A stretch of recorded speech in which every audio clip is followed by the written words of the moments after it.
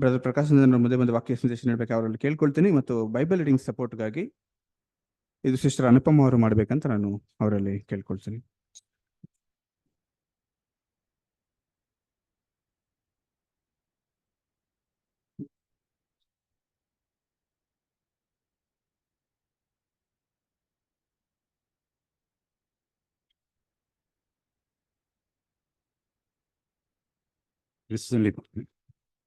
ಕ್ರಿಸ್ತನಲ್ಲಿ ಪ್ರಿಯ ಸಹೋದರ ಸಹೋದರಿಯರೇ, ನಮ್ಮೆಲ್ಲರೂ ಮತ್ತೊಂದು ಆವರ್ತಿ ತನ್ನ ದಿವ್ಯ ಕೃಪೆಯಿಂದಾಗಿ ಆತನ ಪಾದ ಸನ್ನಿಧಾನದಲ್ಲಿ ಒಂದು ಸಭೆಯಾಗಿ ಕೂಡಿಸಿ ನಾವು ಆತನ ಪರಿಶುದ್ಧವಾದ ವಾಕ್ಯಗಳನ್ನ ಧ್ಯಾನಿಸಿ ಆತನಿಗೆ ನಮ್ಮ ಸ್ತುತಿ ಸ್ತೋತ್ರಗಳನ್ನು ಸಲ್ಲಿಸುವ ಹಾಗೆ ಅನುವು ಮಾಡಿಕೊಟ್ಟಿರ್ತಕ್ಕಂಥ ತಂದೆ ದೇವರಾದ ಯೆಹೋವನಿಗೆ, ಆತನ ಮಗನೂ ನಮ್ಮ ರಕ್ಷಕನೂ ಆದ ಕ್ರಿಸ್ತ ಯೇಸುವಿನ ಮುಖಾಂತರವಾಗಿ ನಿತ್ಯ ನಿರಂತರ ಸ್ತುತಿ ಸ್ತೋತ್ರ ಘನಮಾನ ಮಹಿಮೆಗಳು ಉಂಟಾಗಲಿ. ಕ್ರಿಸ್ತನಲ್ಲಿ ಪ್ರಿಯರೇ, ಈ ದಿವಸ ನಾವು ಧ್ಯಾನ ಮಾಡಲಿಕ್ಕಿರ್ತಕ್ಕಂಥ ವಿಷಯ ನಂಬಿಕೆಯ ಮಹತ್ವ. ನಂಬಿಕೆಯ ಮಹತ್ವ, ನಂಬಿಕೆ ಅನ್ನೋದ ಬಗ್ಗೆ ನಮಗೆಲ್ಲ ಚೆನ್ನಾಗಿ ಗೊತ್ತಿದೆ. 1 ಕೊರಿಂಥ 13 ನೋಡಬೇಕಾದ್ರೆ ನಂಬಿಕೆ, ನಿರೀಕ್ಷೆ, ಪ್ರೀತಿ, ಈ 3 ದೊಡ್ಡದು. ಅದರಲ್ಲಿ ಪ್ರೀತಿಯೇ ಬಹು ಮುಖ್ಯವಾದದ್ದು. ಬಟ್ ಬೇಸ್ ಯಾವುದು, ಫಂಡಮೆಂಟಲ್ ಇದು ಯಾವುದು ಅಂತ ನೋಡೋದಾದರೆ ನಂಬಿಕೆ. ಯಾಕಂದರೆ ನಂಬಿಕೆ ಇಲ್ಲದೆ ದೇವರನ್ನ ಮೆಚ್ಚಿಸುವುದು ಅಸಾಧ್ಯ ಅಂತ ಕೂಡ ನಮ್ಗೆ ಗೊತ್ತಿದೆ. ಸೊ ಈ ನಂಬಿಕೆ ಬಗ್ಗೆ ನಾವು ಬಹಳಷ್ಟು ಧ್ಯಾನ ಮಾಡಿದ್ದೀವಿ. ಇವತ್ತು ಅದನ್ನೇ ಒಂದು ಬೇರೆ ದೃಷ್ಟಿಕೋನದಿಂದ ನಾವು ಧ್ಯಾನ ಮಾಡೋಣ. ಪಾಪ ಅನ್ನೋದು ಏನು ಅಂತ ನಮಗೆಲ್ಲ ಗೊತ್ತು. ಪಾಪ ಪರ್ಸೆ ಡೆಫಿನೇಷನ್ ಅಂದರೆ ಧರ್ಮವನ್ನು ಮೀರುವುದು ಪಾಪ. ದೇವರು ಆಜ್ಞೆಗಳು ಕೊಟ್ಟಿರ್ತಾರೆ, ಇಂಥದ್ದು ಮಾಡಬೇಡ ಅಂತ ಹೇಳಿರ್ತಾರೆ, ಮಾಡಬೇಡ ಅಂತ ಹೇಳಿದ್ದನ್ನು ಮಾಡೋದು ಪಾಪ. ಈ ರೀತಿ ಕೆಲವು ವಿಷಯಗಳನ್ನ ನೀವು ಮಾಡಿರಿ ಅಂತ ಹೇಳಿರ್ತಾರೆ, ಮಾಡಿರಿ ಅಂತ ಹೇಳೋದನ್ನು ಮಾಡದೇ ಇರೋದು ಕೂಡ ಪಾಪ ಆಗುತ್ತೆ. ಆದರೆ ಈ ಪಾಪಕ್ಕೆ ಮೂಲ ಕಾರಣ ಯಾವುದು, ಏನು, ಅದನ್ನು ನಾವು ಇವತ್ತು ಸ್ವಲ್ಪ ಕಾಲ ಧ್ಯಾನ ಮಾಡಿ ತಿಳ್ಕೊಳ್ಳೋಣ. What is the root cause of sin ಅಂತಂದ್ಬಿಟ್ಟು. ನಾವು ಪ್ರಕಟಣಾ ಗ್ರಂಥ 21ನೇ ಅಧ್ಯಾಯ ನೋಡಬೇಕಾದ್ರೆ ಅವ್ರು ಹೇಳ್ತಾರೆ, ಈಗ ನೂತನ ಭೂಮಿ ಆಕಾಶಗಳು ಉಂಟಾದವು, ಮೊದಲಿದ್ದದ್ದೆಲ್ಲ ಇಲ್ಲದೆ ಹೋಯಿತು ಅಂತ ಅಂದ್ಬಿಟ್ಟು. ಅದನ್ನೆಲ್ಲ ನಾವು ಫುಲ್ ನೋಡಬೇಕಾದ್ರೆ ಆ 21st ಚಾಪ್ಟ್ರು ಬಿಗಿನಿಂಗ್ ವರ್ಸಸ್ನಲ್ಲಿ ಬರೋದೆಲ್ಲ ಕೂಡ ದೇವರ ರಾಜ್ಯಕ್ಕೆ ಸಂಬಂಧಪಟ್ಟಂತಹ ವಿಷಯಗಳು. ಅಲ್ಲಿ ಹೇಳ್ತಾರೆ, ನೂತನ ಆಕಾಶ ಮಂಡಲವನ್ನು, ನೂತನ ಭೂಮಂಡಲವನ್ನು ಕಂಡೆನು. ಮೊದಲಿದ್ದ ಆಕಾಶ ಮಂಡಲವು ಭೂಮಂಡಲವು ಈಗ ಇಲ್ಲದೆ ಹೋದವು. ಆಮೇಲೆ ಅಲ್ಲಿ 2ನೇ ವಚನ ನೋಡಬೇಕಾದ್ರೆ, ಪರಿಶುದ್ಧ ಪಟ್ಟಣವಾದ ಹೊಸ ಯೆರೂಸಲೇಮು ಪರಲೋಕದಿಂದ ದೇವರ ಬಳಿಯಿಂದ ಇಳಿದು ಬರುವುದನ್ನು ಕಂಡೆನು. ಅದು ತನ್ನ ಗಂಡನಿಗೋಸ್ಕರ ಅಲಂಕೃತಳಾದ ಮೊದಲ ಗಿತ್ತಿಯಂತೆ ಶೃಂಗರಿಸಲ್ಪಟ್ಟಿತ್ತು. ಇದೆಲ್ಲ ಏನು ಸೂಚಿಸುತ್ತೆ, ಯಾವುದಕ್ಕೆ ರೆಫರ್ ಆಗುತ್ತೆ ಅಂದರೆ ದೇವರ ರಾಜ್ಯ. ದೇವರ ರಾಜ್ಯದಲ್ಲಿ ಈ ಒಂದು ಕಾರ್ಯಗಳೆಲ್ಲ ನಡೆಯುತ್ತೆ. Everything is made new. ಹಳೇದು ಯಾವುದೂ ಇರೋದಿಲ್ಲ, ಎಲ್ಲವೂ ಹೊಸದಾಗಿರುತ್ತೆ ಅಂದ್ಬಿಟ್ಟು. ಮತ್ತು ಆ ರಾಜ್ಯದಲ್ಲಿ ಏನಿರುತ್ತೆ ಅಂತ ಕಂಡೀಷನ್ ಯಾವ ರೀತಿ ಇರುತ್ತೆ, ಸ್ಟೇಟ್ ಆಫ್ ಕಂಡೀಷನ್ ಹೆಂಗೆ ನೋಡಿದ್ರೆ ಅಲ್ಲಿ ಹೇಳ್ತಾರೆ 3ನೇ ವಚನದಲ್ಲಿ, ದೇವರ ನಿವಾಸವು ಮನುಷ್ಯರಲ್ಲಿ ಇದೆ, ಆತನು ಅವರೊಡನೆ ವಾಸ ಮಾಡ್ತಾನೆ. ತಂದೆ ಆ ದೇವರು ಮನುಷ್ಯ ಜೊತೆ ವಾಸ ಮಾಡ್ತಾರೆ. ಈಗ ಹೆಂಗಿದೆ, ದೇವ್ರನ್ನ ಯಾರು ನೋಡಿಲ್ಲ, ನೋಡೋಕ್ಕೆ ಸಾಧ್ಯ ಇಲ್ಲ. ಆತನು ಅತಿ ಪರಿಶುದ್ಧನು, ಅತಿ ಭಯಂಕರನು. ಸೊ ಆವಾಗ ದೇವರ ರಾಜ್ಯದಲ್ಲಿ ಏನು ಹೇಳ್ತಾರೆ ಅಂದರೆ, ದೇವರ ನಿವಾಸ ಮನುಷ್ಯರಲ್ಲಿ ಇದೆ, ದೇವರು ಮನುಷ್ಯರೊಡನೆ ವಾಸ ಮಾಡ್ತಾರೆ, ಆತನು ಅವರಿಗೆ ದೇವರಾಗಿರುವನು, ಅವರು ಆತನಿಗೆ ಪ್ರಜೆಗಳಾಗಿರುವರು ಅಂತ ಹೇಳ್ತಾರೆ. ಆಮೇಲೆ ಅಂದರೆ ಮುಂದೆ ನೋಡ್ಕೊಂಡು ಹೋಗ್ಬೇಕಾದ್ರೆ ಅಲ್ಲಿ ಇನ್ನು ಮುಂದೆ ದುಃಖವಾಗಲಿ, ಮರಣವಾಗಲಿ, ಗೋಳಾಟವಾಗಲಿ, ಕಷ್ಟವಾಗಲಿ ಯಾವುದೂ ಇರೋದಿಲ್ಲ. ಅಂದರೆ ಎಲ್ಲ ಪೂರ್ತಿ ಶಾಂತಿ, ಸಮಾಧಾನ, ಸಂತೋಷ, ಸುಖ ಇರತಕ್ಕಂಥ ಒಂದು ಸನ್ನಿವೇಶ ಅಲ್ಲಿರುತ್ತೆ. ಸೊ ಈ ಒಂದು ದೇವರ ರಾಜ್ಯಕ್ಕೆ ಬಾಧ್ಯರಾಗಬೇಕಾದ್ರೆ ಅದಕ್ಕೆ ಕೆಲವು ಅರ್ಹತೆಗಳು ಬೇಕಾಗುತ್ತೆ. Some of the qualifications, requirements ಏನದು ಅಂತ ನೋಡೋದಾದ್ರೆ ಅನೇಕ ಅರ್ಹತೆಗಳನ್ನ ಬೈಬಲ್ ನೋಡ್ಬೋದು. ಏನೇನಿದ್ರೆ, ಏನು ಗುಣಗಳಿದ್ರೆ ನಾವು ದೇವರ ರಾಜ್ಯಕ್ಕೆ ಬಾಧ್ಯರಾಗಬಹುದು ಅಂತ ಅಂದ್ಬಿಟ್ಟು. ಬರೀ ಪ್ರಕಟಣಾ ಗ್ರಂಥನ ತಗೊಂಡು ನೋಡೋದಾದರೆ ದೇವರು ಏನು ಮಾಡಿದ್ರು, ಯೋಹಾನನ ಮುಖಾಂತರವಾಗಿ 7 ಸಭೆಗಳಿಗೆ ಪತ್ರಗಳನ್ನ ಬರೆದರು. ಆ 7 ಸಭೆಗಳು ಯಾವುದು ಗೊತ್ತೊಂದು ಎಫೆಸ ಅಂತ ಹಿಡಿದು ಲವೋದಿಕೆಯವರೆಗೂ ಕೂಡ ಬರುತ್ತೆ. ಆ 7 ಸಭೆಗಳಿಗೆ ಬರೆದಿರ್ತಕ್ಕಂಥ ಪತ್ರಿಕೆಗಳಲ್ಲಿ ಒಂದು ಕಾಮನ್ ಆಗಿ ನಾವು ಏನು ನೋಡ್ತೀವಿ ಅಂದರೆ, ಅಲ್ಲಿ ಕೆಲವೆಲ್ಲ ಕಂಡೀಷನ್ಸ್ ಹೇಳ್ತಾರೆ. ಹೇಳ್ಬಿಟ್ಟು ಇದನ್ನು ಜಯಿಸಿದವನಿಗೆ ಅಥವಾ ಇದರಲ್ಲಿ ಜಯಶಾಲಿಯಾದವನಿಗೆ ನಾನು ಒಂದು ಬಹುಮಾನ ಕೊಡ್ತೀನಿ. ಅದು ಜೀವವೃಕ್ಷದ ಫಲ ಆಗಿರ್ಬೋದು, ಅಥವಾ ಒಂದು ನಿತ್ಯ ಜೀವ ಆಗಿರ್ಬೋದು, ಅಥವಾ ಒಂದು ಬಿಳಿ ಕಲ್ಲು, ಹೊಸ ಹೆಸರು ಬರೆದು ಕೊಟ್ಟಿರ್ತಕ್ಕಂಥ ಕಲ್ಲು ಆಗಿರ್ಬೋದು. ಅಂದರೆ ಯಾರು ಈ ಒಂದಾ ಶೋಧನೆಗಳನ್ನು, ಕಷ್ಟ ಸಂಕಟಗಳನ್ನ ಜಯಿಸಿ ಜಯಶಾಲಿಗಳಾಗ್ತಾರೋ ಅಂಥವ್ರಿಗೆ ದೇವರು ಈ ಒಂದು ಆಶೀರ್ವಾದನ ಕೊಡ್ತೀನಿ ಅಂತ ಹೇಳ್ತಾರೆ. ಇಲ್ಲೇ ನಾವು 21ನೇ ಅಧ್ಯಾಯ ನೋಡ್ಬೇಕಾದ್ರೆ 7ನೇ ವಚನದಲ್ಲಿ ನಾವು ನೋಡ್ತೀವಿ, ಜಯ ಹೊಂದುವವನು ಇವುಗಳಿಗೆ ಬಾಧ್ಯನಾಗುವನು. ಇವುಗಳಿಗೆ ಯಾವುದು ಮೇಲ್ ಹೇಳ್ತಾರಲ್ಲ, ದೇವ್ರ ರಾಜ್ಯದಲ್ಲಿ ಏನಿದೆ ಅದಕ್ಕೆ ಬಾಧ್ಯರಾಗಬೇಕಾದ್ರೆ ಅವನು ಜಯಶಾಲಿ ಆಗಬೇಕು. ಯಾವುದ್ರಲ್ಲಿ ಜಯಶಾಲಿ ಆಗಬೇಕು? ನಾವು ನೋಡಿದ್ವಿ 7 ಸಭೆಗಳಿಗೆ ಬರ್ದಿದ್ದು. ಒಂದು ಪ್ರಶ್ನೆ ಬರ್ಬೋದು, ಅದು ಎಫೆಸ ಸಭೆಗೆ ಬರೆದಿದ್ದು, ಸ್ಮಿರ್ನಾಗ್ ಬರ್ದಿದ್ದು, ಫಿಲಡೆಲ್ಫಿಯಾ ಬರ್ದಿದ್ದು, ಲವೋದಿಕೀಯ ಬರ್ದಿದ್ದು, ನಮಗೂ ಅದಕ್ಕೂ ಏನು ಸಂಬಂಧ ಅಂದ್ಬಿಟ್ಟು. ಅದನ್ನು ನಾವು ನೋಡೋದಾದರೆ 2ನೇ ಅಧ್ಯಾಯದಿಂದ 3ನೇ ಅಧ್ಯಾಯದವರೆಗೂ ನೋಡಿದ್ರೆ, ಈ ಸಭೆಗಳಿಗೆ ಬರೆದಿರುವುದನ್ನು ಕಿವಿಯುಳ್ಳವನು ಕೇಳಲಿ ಅಂತ ಹೇಳ್ತಾರೆ. ಅಂದರೆ ಇದು ಎಲ್ರಿಗೂ ಕೂಡ ಎಲ್ಲ ಕಾಲಕ್ಕೂ ಅಪ್ಲೈ ಆಗತಕ್ಕಂತಹ ಇನ್ಸ್ಟ್ರಕ್ಷನ್ಸ್ ಇದು. It's universal instruction irrespective of the time period. ಆವಾಗ ಎಫ್.ಎಸ್ ಅವ್ರು ಮಾತ್ರ ಆಯಿತು, ನಮಗಿಲ್ಲ ಅಂತ ಅಲ್ಲ, ಅದು ಎಲ್ರಿಗೂ ಕೂಡ, ಈ ನಮಗೂ ಕೂಡ ಮುಖ್ಯವಾಗಿ ಅಪ್ಲೈ ಆಗುತ್ತೆ. ಸೊ ನಾವು ಕೂಡ ಈ ಎಲ್ಲ ಒಂದು ಇದನ್ನು, ಶೋಧನೆಗಳನ್ನ, ಹೋರಾಟಗಳನ್ನು ನಾವು ಜಯಿಸಿ ಜಯಶಾಲಿಗಳಾದರೆ ನಾವು ದೇವರ ರಾಜ್ಯಕ್ಕೆ ಬಾಧ್ಯ ಆಗ್ತೀವಿ. ಅದಕ್ಕೆ ಹೇಳ್ತಾರೆ, ಜಯ ಹೊಂದುವವನು ಇವುಗಳಿಗೆ ಬಾಧ್ಯನಾಗುವನು, ನಾನು ಅವನಿಗೆ ದೇವರಾಗಿರುವೆನು, ಅವನು ನನಗೆ ಮಗನಾಗಿರುವನು ಅಂದ್ಬಿಟ್ಟು. ಈಗ ಯಾರು ಸೇರೋದಿಲ್ಲ ಇದಕ್ಕೆ, ಯಾರು ಬಾಧ್ಯಸ್ಥರಾಗೋದಿಲ್ಲ, ಒಂದು ಫಸ್ಟ್ ಏನು ಹೇಳಿದ್ವು ಅದನ್ನು ಯಾರು ಮಾಡೋದಿಲ್ಲೋ ಅವರು ಅಂದ್ಬಿಟ್ಟು. ನೆಕ್ಸ್ಟ್ ಬರೋ 8ನೇ ವಚನದಲ್ಲಿ ಸ್ಪೆಸಿಫಿಕ್ ಆಗಿರೋ ಹೇಳ್ತಾರೆ. ಓದಿ ಅದನ್ನ, 21ನೇ ಅಧ್ಯಾಯ 8ನೇ ವಚನ. ಆದರೆ ಹೇಡಿಗಳು, ನಂಬಿಕೆ ಇಲ್ಲದವರು, ಅಸಹ್ಯವಾದದರಲ್ಲಿ ಸೇರಿದವರು, ಕೊಲೆಗಾರರು, ಜಾರರು, ಮಾಟಗಾರರು, ವಿಗ್ರಹಾರಾಧಕರು, ಎಲ್ಲಾ ಸುಳ್ಳುಗಾರರು, ಇವರಿಗೆ ಸಿಕ್ಕುವ ಪಾಲು ಬೆಂಕಿ ಗಂಧಕಗಳುರಿಯುವ ಕೆರೆಯೇ, ಅದು 2ನೆಯ ಮರಣವು ಎಂದು ನನಗೆ ಹೇಳಿದನು. ಸೊ ಇಲ್ಲಿ ನೋಡ್ಬೇಕಾದ್ರೆ ಯಾರು ಇವರಲ್ಲ, ಯಾರು ಸೇರೋದಿಲ್ಲ ಅಂತ ಹೇಳ್ಬೇಕಾದ್ರೆ, ಹೇಡಿಗಳು, ಕವರ್ಟ್ಸ್, ಹೇಡಿಗಳು, ನಂಬಿಕೆ ಇಲ್ಲದವರು. ಅದಕ್ಕೆ ನಂಬಿಕೆ ಯಾಕೆ ಇಂಪಾರ್ಟೆಂಟ್ ಇವತ್ತು, ಇದನ್ನೇ ನಮ್ಮದು ಫೋಕಸ್ ಇವತ್ತು ಇರೋದು, ನಂಬಿಕೆ ಅನ್ನೋ ವಿಷಯದಲ್ಲಿ. ಯಾರು ಸೇರಲ್ಲ? ಹೇಡಿಗಳು, ನಂಬಿಕೆ ಇಲ್ಲದವರು, ಅಸಹ್ಯವಾದದರಲ್ಲಿ ಸೇರಿದವರು, ಕೊಲೆಗಾರರು, ಜಾರರು, ಮಾಟಗಾರರು, ವಿಗ್ರಹಾರಾಧರು, ಎಲ್ಲ ರೀತಿಯ ಸುಳ್ಳುಗಾರರು. ಇವ್ರು ಯಾರು ಕೂಡ ದೇವ್ರ ರಾಜ್ಯದಲ್ಲಿ ಸೇರೋದಿಲ್ಲ ಅಂತ ಭಾಳ ಕ್ಲಿಯರ್ ಆಗಿ ಹೇಳುತ್ತೆ ಬೈಬಲ್ಲು.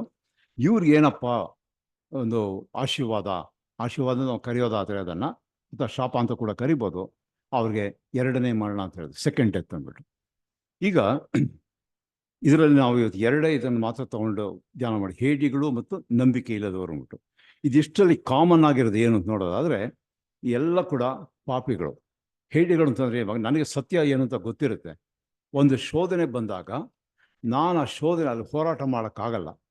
ನಾನೇನು ಮಾಡ್ತೀನಿ, ನನ್ನ ಜೀವ ಉಳಿಸ್ಕೊಳ್ಳೋದಕ್ಕೆ, ಅಥವಾ ನನ್ನ ಒಂದು ಸ್ವಂತ ಬೇರೆ ಪ್ರಲೋಭನೆಗಳು ಒಳಗಾಗ್ಬಿಟ್ಟು, ನನ್ನ ಒಂದು ಸ್ವಂತ ಚಿತ್ತದಿಂದ, ನನ್ನ ಒಂದು ಸ್ವಾರ್ಥದಿಂದ ನಾನೇನು ಮಾಡ್ತೀನಿ, ದೇವ್ರನ್ನ ಅಲ್ಲಗೆಳೆದು ಬಿಡ್ತೀನಿ. ಅಂಥವ್ರು ಹೇಡಿಗಳು. ನಮ್ಗೆ ಸತ್ಯ ಗೊತ್ತು, ಅದನ್ನು ಫೇಸ್ ಮಾಡೋದಕ್ಕೆ ನನಗೆ ಗಟ್ಸ್ ಇರಲ್ಲ, ಧೈರ್ಯ ಇರಲ್ಲ. ಅದಕ್ಕೆ ಏನು ಹೇಳ್ತಾರೆ ಅಂದರೆ, ವಾಟ್ ಈಸ್ ಕವರ್ಡ್ ಅಂದರೆ, it's a failure of character in the face of a challenge. ನಮಗೊಂದು ಚಾಲೆಂಜ್ ಬಂದಾಗ ಐ ಫೇಲ್ ಇನ್ ದಟ್. ಯಾಕೆ ಅಂತಂದರೆ, I am a timid fellow. ನಾನು ಭಾಳ ನಾನು ಪುಕ್ಲ, ಅಂಜು ಬುರುಕ್ತನ ಅಂತಾರಲ್ಲ, ಆ ರೀತಿ ಇದ್ದೀನಿ. ಆಮೇಲೆ 2ನೇವರು ಯಾರು ಅಂದರೆ, ನಂಬಿಕೆ ಇಲ್ಲದವರು, ದೋಸ್ ಹು ಡು ನಾಟ್ ಹ್ಯಾವ್ ಫೇತ್, ಅಥವಾ ಫೇತ್ಲೆಸ್ ಅಂತ ಹೇಳ್ಬೋದು. ಅಪನಂಬಿಕೆ ಉಳ್ಳವರು, ನಂಬಿಕೆ ಇಲ್ಲದವರು, ಇವರು ಈ 2 ಕ್ಯಾಟಗರಿಯವರು ಕೂಡ ದೇವರ ರಾಜ್ಯಕ್ಕೆ ಬಾಧ್ಯರಾಗೋದಿಲ್ಲ ಅಂತ ಹೇಳ್ತಾರೆ. ಈಗ ಹೇಡಿಗಳು ಅಂತ ಹೇಳೋದಾದರೆ, ಓಕೆ, ಅದಕ್ಕೂ ಮುಂಚೆ ಯಾರು ನಾವು ಹೇಡಿಗಳು ಅಂತ ಹೇಳ್ತೀವಿ? ನನಗೆ ಸತ್ಯ ಗೊತ್ತಿರುತ್ತೆ, ಬಟ್ ನಾನು ಅದನ್ನು ಪ್ರತಿಪಾದಿಸೋದಕ್ಕೆ, ಅದನ್ನು ಡಿಫೆಂಡ್ ಮಾಡ್ಕೊಳ್ಳೋಕ್ಕೆ ಹೋಗೋದಿಲ್ಲ, ಭಯ ಪಡ್ತೀನಿ. ಸೊ ಹೇಡಿತನಕ್ಕೆ ಕಾರಣ ಏನು ಅಂತಂದರೆ ಭಯ, ದ ಫಿಯರ್. ಭಯ ಅನ್ನತಕ್ಕಂಥದ್ದು ಕೂಡ ಒಂದು ಪಾಪ. ಅದಕ್ಕೆ what causes the sin of fear? ಈ ಒಂದು ಪಾಪ ಈ ಭಯ ಅನ್ನತಕ್ಕಂಥ ಪಾಪವನ್ನು ಉಂಟು ಮಾಡತಕ್ಕಂಥದ್ದು ಅದು ಎಲ್ಲಿಂದ ಉತ್ಪತ್ತಿ ಆಗುತ್ತೆ, ಯಾವುದರಿಂದ ಬರುತ್ತೆ? ನನಗೆ ಭಯ ಇದೆ, ಯಾವುದೋ ಒಂದು ಫಾರ್ ಎಕ್ಸಾಂಪಲ್, ಯಾರೋ ಅದು ಬೇರೆ ಲೋಕದವ್ರು ಯಾರೋ ಬಂದು ನಂಗೆ ಅಟ್ಯಾಕ್ ಮಾಡ್ತಾರೆ, ನೀನು ಕ್ರಿಶ್ಚಿಯನ್ ಹೆಸರು ಹೇಳಬಾರ್ದು ಯು ಶುಡ್ ನಾಟ್ ಇಲ್ಲಿ ಸಭೆ ಸೇರಬಾರ್ದು ಅಂತ ಹೇಳ್ತಾರೆ ಅಂತ ಇಟ್ಕೊಳ್ಳೋಣ. ಅವಾಗ ನಾನೇನು ಮಾಡ್ತೀನಿ, ಇಲ್ಲ ನಾನು ಕ್ರಿಸ್ತನ ಹೆಸರು ನಾನು ಪ್ರತಿಪಾದಿಸ್ತೀನಿ, ನನ್ನ ಜೀವ ಹೋದ್ರೂ ಚಿಂತೆ ಅಲ್ಲ ಅಂತ ಹೋದರೆ ನಾನು ಹೇಳಿ ಅಲ್ಲ. ಆದರೆ ಮೋಸ್ಟ್ ಆಫ್ ಅಸ್ ನಾವೇನು ಮಾಡ್ತೀವಿ ಅಂಥ ಟೈಮಲ್ಲಿ ಹೆದರ್ಬಿಟ್ಟು ಅವ್ರು ಏನು ಹೇಳ್ತಾರೆ ಅದಕ್ಕೆ ಒಪ್ಕೊಂಡ್ಬಿಟ್ಟು ಆಯಿತು ನಾವು ಇನ್ಮೇಲೆ ಮಾಡಲ್ಲ ಅಂತಂದ್ಬಿಟ್ಟು, ಅಂದರೆ ನನ್ನ ಜೀವ ಉಳಿಸ್ಕೊಳ್ಳೋದಕ್ಕೆ, ನನ್ನ ಪ್ರಾಣವನ್ನು ಉಳಿಸ್ಕೊಳ್ಳೋದಕ್ಕೆ ನಾನೇನು ಮಾಡ್ತೀನಿ, ನನ್ನ ದೇವ್ರನ್ನ ಬಿಟ್ಕೊಟ್ಬಿಡ್ತೀನಿ. ಇದು ಹೇಡಿತನ. ಈ ಹೇಡಿತನಕ್ಕೆ ಕಾರಣ ಏನು ಅಂತಂದರೆ ಭಯ. ಯಾವುದ್ರ ಭಯ? ಭಯ ಅಂತಂದರೆ ಎರಡು ರೀತಿ ಇದೆ. ಒಂದು ಯೆಹೋವನ ಭಯ, ದೇವರಿಗೆ, ದೇವರ ಆಜ್ಞೆಗಳಿಗೆ, ದೇವರ ವಾಕ್ಯಕ್ಕೆ ಹೆದರ್ತಕ್ಕಂಥದ್ದು. ಯೆಹೋವನ ಭಯವೇ ಜ್ಞಾನಕ್ಕೆ ಮೂಲ. ಇಲ್ಲಿ ಆ ಭಯದ ಬಗ್ಗೆ ಮಾತಾಡ್ತಾ ಇಲ್ಲ. ಇಲ್ಲಿ ಹೇಳತಕ್ಕಂಥ ಭಯ ಏನಂದರೆ ಲೋಕದಿಂದ ನಮಗೆ ಉಂಟಾಗತಕ್ಕಂತಹ ಒಂದು ಕಷ್ಟ ಸಂಕಟಗಳಾಗಲಿ, ತೊಂದರೆಗಳು, ಇಕ್ಕಟ್ಟುಗಳು, ಶೋಧನೆಗಳು, ಅದು ಬಂದಾಗ ಅದಕ್ಕೆ ನಾವು ಹೆದರ್ಕೊಳ್ತೀವಲ್ಲ, ಆ ಭಯದ ಬಗ್ಗೆ ಇಲ್ಲಿ ಮಾತಾಡ್ತಿದ್ದಾರೆ. ಸೊ ಈ ಭಯಕ್ಕೆ ಕಾರಣ ಏನು? ಈ ಭಯ ಅನ್ನೋದು ಕೂಡ ಒಂದು ಪಾಪನೇ. ಯಾಕೆ ಈ ಭಯ ಬರುತ್ತೆ ಅಂತಂದರೆ, ಎರಡನೇ ಇದರ ಕ್ಯಾಟಗರಿನಲ್ಲಿ ಅದಕ್ಕೆ ಉತ್ತರ ಸಿಗುತ್ತೆ. ನಂಬಿಕೆ ಇಲ್ಲದವರು. ನನಗೆ ನಂಬಿಕೆ ಇಲ್ಲ, ದೇವರ ನಂಬಿಕೆ ಇಲ್ಲ, ದೇವ್ರನ್ನ ಕಾಪಾಡ್ತಾರೆ ಅನ್ನೋ ವಿಷಯದಲ್ಲಿ ನನಗೆ ನಂಬಿಕೆ ಸಾಲದು. ಆ ನಂಬಿಕೆ ಯಾವಾಗ ಕುಂಠಿತ ಆಗುತ್ತೆ, ಕಡಿಮೆ ಆಗುತ್ತೆ, ಆವಾಗ ಭಯ ಅನ್ನೋದು ತಾನಾಗಿ ಬರುತ್ತೆ. ಇದೇ ನಾವು ಇಲ್ಲಿ ನೋಡ್ತಕ್ಕಂಥದ್ದು. ಇದನ್ನು ಸತ್ಯವೇದದಲ್ಲಿ ಅನೇಕ ದೃಷ್ಟಾಂತಗಳು ನಾವು ಕೊಡ್ಬೋದು, ಎಕ್ಸಾಂಪಲ್ಸ್ ಕೊಡ್ಬೋದು. ಬಟ್ ಒಂದನ್ನು ಮಾತ್ರ ನಾವು ಧ್ಯಾನ ಮಾಡಿ ನೋಡೋದಾದರೆ, ತಂದೆಯಾದ ದೇವರು ಇಸ್ರಾಯೇಲ್ ಜನರನ್ನ ಐಗುಪ್ತ ದೇಶನ ಕರ್ಕೊಂಬರ್ತಾರೆ. ಕರ್ಕೊಂಬರ್ಬೇಕಾದ್ರೆ ಅವ್ರು ಏನು ಮಾಡ್ತಾರೆ, ಅಲ್ಲಿ 10 ಮಹತ್ ಕಾರ್ಯಗಳು ಮಾಡೋದು. ನಮಗೆಲ್ಲ ಗೊತ್ತದು, ಚೆನ್ನಾಗಿ ಗೊತ್ತಿದೆ, ಡೀಟೇಲ್ಸ್ ಹೋಗೋದು ಬೇಡ. ಆ 10 ಇದು ಕೆಲಾಮಿಟೀಸ್ ಬಂದಾಗ ಕೂಡ ಐಗುಪ್ತ ದೇಶದವ್ರು ಮಾತ್ರ ಅಫೆಕ್ಟ್ ಆಗ್ತಾ ಹೊರತು ಇಸ್ರಾಯೇಲರಲ್ಲಿ ಯಾರಿಗೂ ಕೂಡ ಅದು ಅಫೆಕ್ಟ್ ಆಗಲಿಲ್ಲ. ಎಸ್ಪೆಷಲಿ ಕೊನೆ ಬಾಧೆ ಬಂದಿದ್ದು ಚೊಚ್ಚಲ ಮಕ್ಕಳ ಸಂಹಾರ. ಆ ಚೊಚ್ಚಲ ಮಕ್ಕಳ ಸಂಹಾರ ಆಗುವಾಗ ಸಂಹಾರಕ ದೂತ ಬರ್ತಾರೆ. ಸಂಹಾರಕ ದೂತ ಬಂದು ಹೋಗುವಾಗ ಯಾರ ಮನೆ ಬಾಗಿಲ ಅಡ್ಡಪಟ್ಟಿ ಮೇಲೆ ಮತ್ತು ನಿಲುವು ಪಟ್ಟಿಗಳ ಮೇಲೆ ಆ ಪಸ್ಕದ ಕುರಿಯ ರಕ್ತ ಹಚ್ಚಿರುತ್ತೋ ಅಂಥ ಮನೆಗಳನ್ನ ನೋಡ್ಬಿಟ್ಟು ಆ ಸಂಹಾರ ದೂತ ಏನು ಹೇಳ್ತಾನೆ, ದೇವರ ನ್ಯಾಯ ತೀರ್ವಿಕೆ ಇಲ್ಲಿ ನಡೆದೋಗಿದೆ. ಅದೇ the demands of the divine justice is satisfied. ಅದಕ್ಕೆ ಗುರ್ತೇನು? ಆ ರಕ್ತ ಹಚ್ಚಿರೋದು. ಅದು ನೋಡ್ಬಿಟ್ಟು ಸಂಹಾರದ ದೂತ ಪಾಸ ಕೊಡೋಗ್ತಾನೆ. ಇಲ್ಲಿ we see the judgment of God. ಆಮೇಲೆ ಆ ಸಂಹಾರದ ದಾಟ್ ಹೋದಾಗ ಅದೇ ಐಗುಪ್ತ ದೇಶ ಎಲ್ಲ ಚೊಚ್ಚಲ ಮಕ್ಕಳಿಗೂ ಕೂಡ ಸತ್ತು ಹೋಗ್ತಾರೆ. ಇದನ್ನು ಇಸ್ರಾಯೇಲ್ಯರು ಅವರು ಅನುಭವಿಸಿದರು. 10 ಬಾಧೆಗಳನ್ನು ಬಂದಿದ್ದನ್ನು ಕೂಡ ಅವರು ನೋಡಿದರು, ಕಣ್ಣಿಂದ ಅದನ್ನು ಅನುಭವಿಸಿದರು. So they had the first hand experience of all these things. ಆವಾಗ ದೇವರನ್ನ ಕಾಪಾಡ್ಕೊಂಡು ಬಂದರು. ನೆಕ್ಸ್ಟ್ ಏನು ಮಾಡ್ತಾರೆ, ಬರಬೇಕಾದ್ರೆ ಅದು ಕೆಂಪು ಸಮುದ್ರ ಹತ್ರ ಬರ್ತಾರೆ. ಅಲ್ಲಿ ಬರ್ಬೇಕಾದ್ರೆ ಅವರು ಆ್ಯಕ್ಚುಲಿ 7 ಡೇಸಲ್ಲಿ ಅವ್ರು ಹೋಗ್ಬಿಟ್ಟು ಅವ್ರು ಕಾನಾನ್ ದೇಶ ಸೇರ್ಬೋದಾಗಿತ್ತು. ದೇವರು ಆ ರೀತಿ ಮಾಡೋದಿಲ್ಲ. ಅವನ ರೌಂಡ್ ಅಬೌಟ್ ಸುತ್ತು ಬಳಕೆ ಮಾಡಿಬಿಟ್ಟು ಸುತ್ತು ದಾರಿನಲ್ಲಿ ಕರ್ಕೊಂಡು ಹೋಗ್ತಾರೆ. ಅಲ್ಲಿ ಹೋದಾಗ ಏನಾಗುತ್ತೆ, ಫರೋಹನ ಸೈನ್ಯ ಹಿಂದ್ಗಡೆಯಿಂದ ಅಟ್ಟಿಸ್ಕೊಂಡ್ಬರ್ತಾರೆ. ಬಂದಾಗ ಅದು ನಾವೆಲ್ಲ ವಿಮೋಚನಾ ಕಾಂಡದಲ್ಲಿ ನಾವು ನೋಡ್ತೀವಿ. ಅದನ್ನು ಹಿಂದ್ಗಡೆ ಆರ್ಮಿ ಆಫ್ ಫ್ಯಾರೋ ಚಾರಿಯಟ್ಸಲ್ಲಿ ಬರ್ತಾ ಇದ್ದಾರೆ. ಮುಂದ್ಗಡೆ ಕೆಂಪು ಸಮುದ್ರ, ದೊಡ್ಡ ವಿಶಾಲವಾದ ಸಮುದ್ರ, ನೀರಿದೆ, ಹೋಗೋಕ್ಕೆ ಜಾಗ ಇಲ್ಲ. ಒಂದು ಕಡೆ ವಿಲ್ಡರ್ನೆಸ್ ಇದೆ, ಇನ್ನೊಂದು ಕಡೆ ಬೆಟ್ಟಗಳಿದೆ. ಅವ್ರು ಎಲ್ಲೂ ತಪ್ಪಿಸ್ಕೊಳ್ಳೋಕೆ ಸಾಧ್ಯ ಇಲ್ಲ.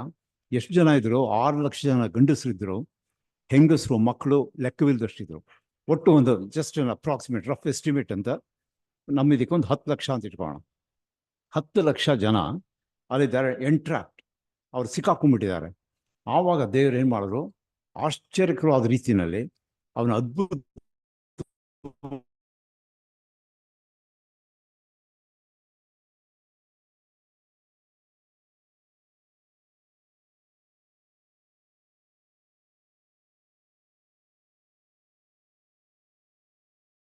ತೊಗೊಂಡೋಗಿದ್ರು ಎಲ್ಲರೂ.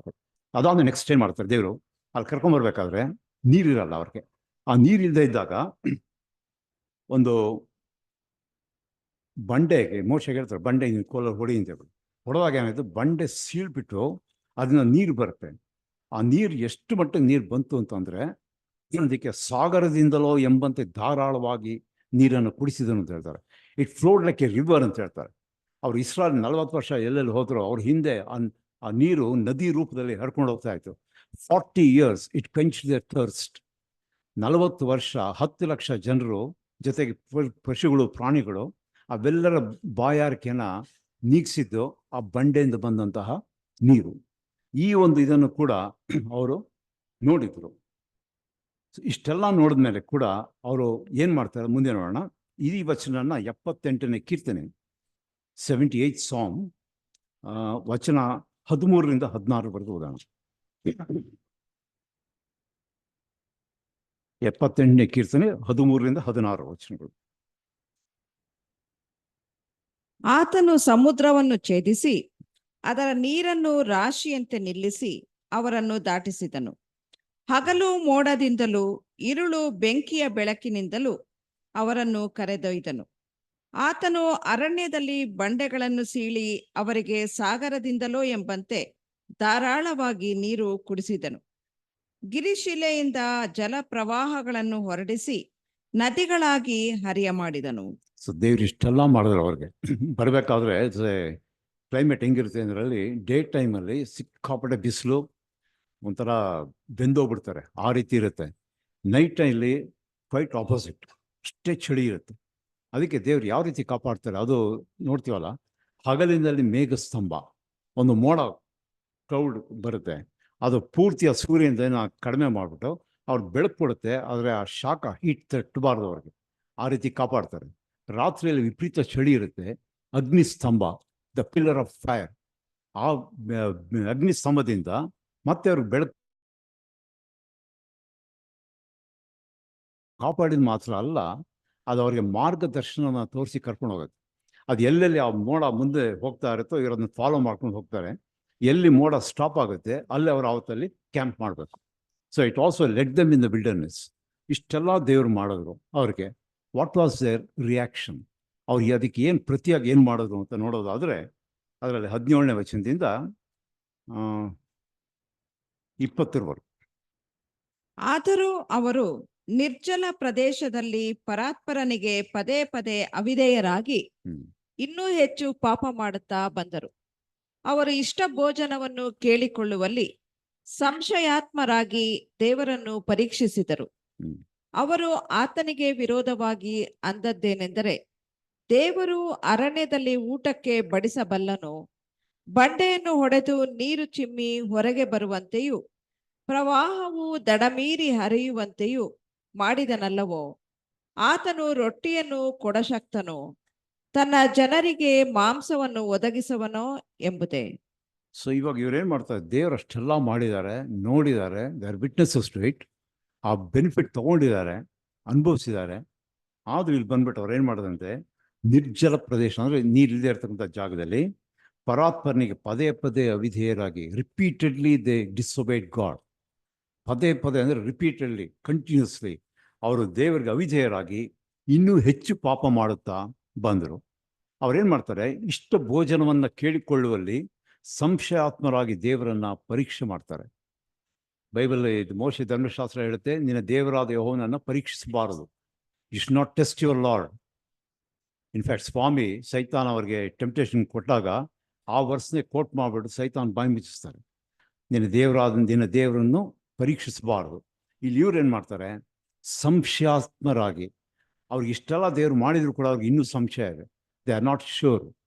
ಅವ್ರಿಗೆ ಅನುಮಾನ ಇದೆ ದೇವ್ರ ಮೇಲೆ, ದೇವ್ರ ರೀತಿ ಮಾಡ್ತಾರಾ ಅಂತಂದ್ಬಿಟ್ಟು ಮಾಡ್ಬಿಟ್ಟು ಅದಕ್ಕೆ ಹೇಳ್ತಾರೆ, they wilfully tested their gods in their hearts. Wilful ಇದು ಕಮಿಟ್ ಮಾಡಿದಂಥ ಪಾಪ ಚೆನ್ನಾಗಿ ಗೊತ್ತಿದೆ ನಾವು ಪಾಪ ಮಾಡ್ತಿದ್ದೀವಿ ಅಂತ, ಆದರೂ ತಮ್ಮ ಸ್ವ ಇಚ್ಛೆಯಿಂದ ಮಾಡಿದಂತಹ ಪಾಪ. They wilfully tested God, demanding the foods they crave. So ಇನ್ನೊಂದು ನಾವು ಏನು ಗಮನಿಸ್ಬೇಕು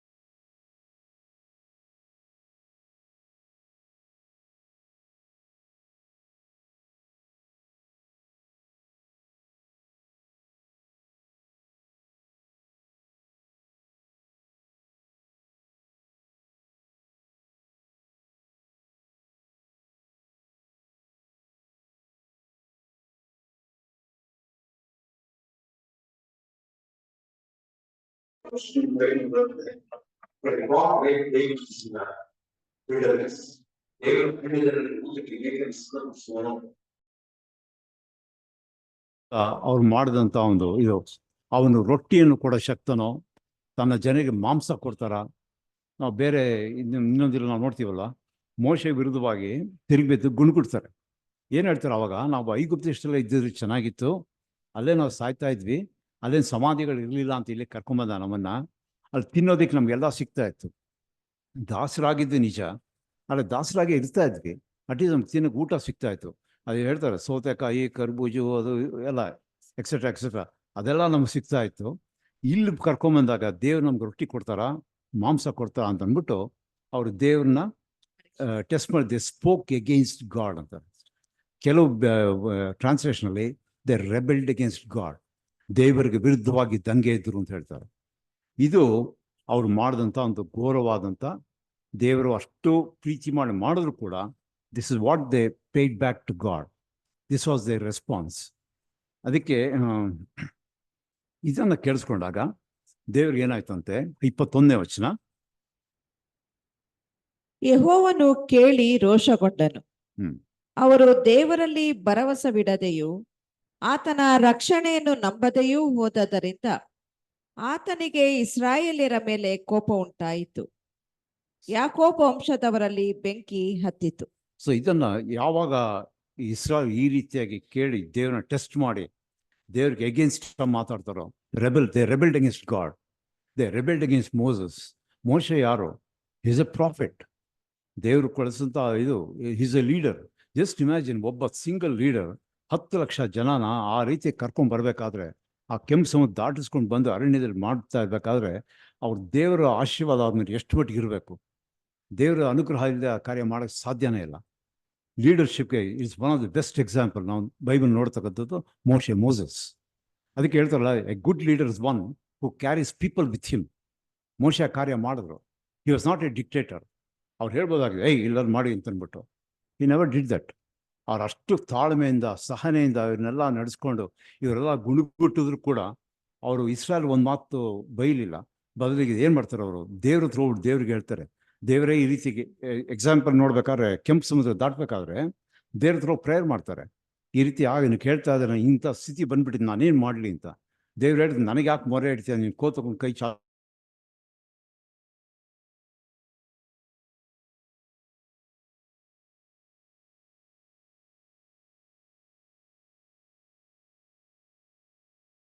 ರೋಷಗೊಂಡನು.